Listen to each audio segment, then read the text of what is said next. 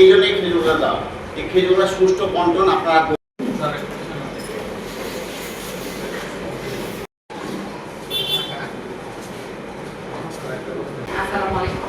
আপনারা সতর্ক করতে রয়েছেন যে আজকে আমরা একত্রিত হয়েছি। আমরা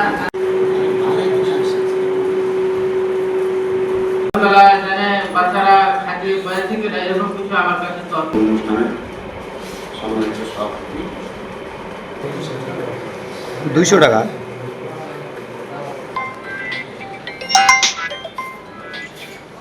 হ্যাঁ হ্যাঁ হ্যাঁ।